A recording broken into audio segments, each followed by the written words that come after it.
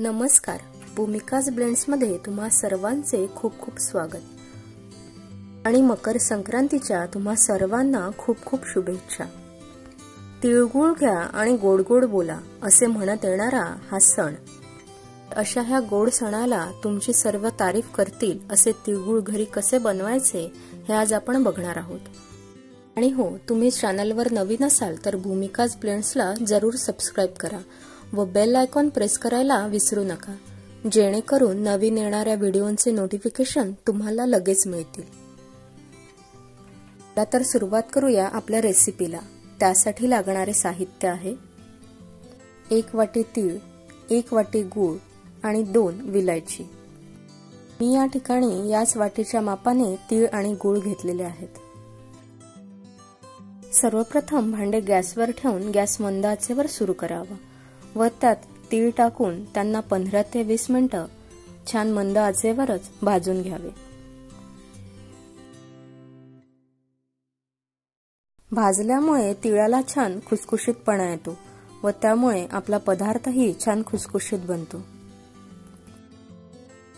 तीळ छान भाजले गेले की त्यात गूळ टाकून घ्यावा व सर्व छान एकत्र करावे। हळूहळू गुळाचा पाक होऊन सर्व छान एकत्र होऊन येईल। 1 ते 2 मिनिटातच गूळ छान वितळून त्याचा एक गोळा तयार होईल। त्यानंतर गॅस बंद करावा। तयार मिश्रण थंड झाले की काढणे कठीण होते, त्यामुळे चमच्याच्या सहाय्याने सर्व बाजूने मिश्रण काढून घ्यावे।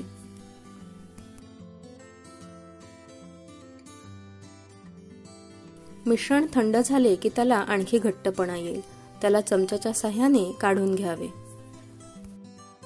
मिश्रण थोडे थंड झाले की हातानेच मोठ्या असलेल्या गोळ्यांना फोडून घ्यावे।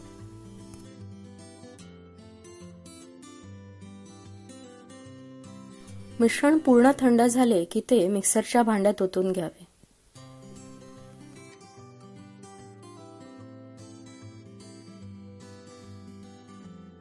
आता यातच विलायची सोलून त्याचे दाणे टाकून घ्यावे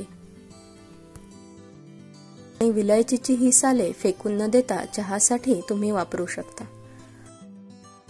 आता हे मिश्रण मिक्सरला बारीक करून घ्यावे आणि तयार आहे आपले खमंग असे तिळगुळ। आता हे तिळगुळ एका हवाबंद डब्यात काढून ठेवावे। अशा प्रकारे बनवलेले तिळगुळ लहानांपासून मोठ्यांपर्यंत नक्कीच आवडेल। संक्रांती ते रथसप्तमी पर्यंत चालू राहणाऱ्या या सणाला हे तिळगुळ नक्की करून बघा। तर आजची ही खमंग अशी तिळगुळाची रेसिपी तुम्हाला कशी वाटली ते कमेंट करून नक्की सांगा। आणि अशाच नवनवीन रेसिपीजसाठी प्लीज लाईक आणि सबस्क्राइब करा भूमिकाज ब्लेंड्स। Thank you.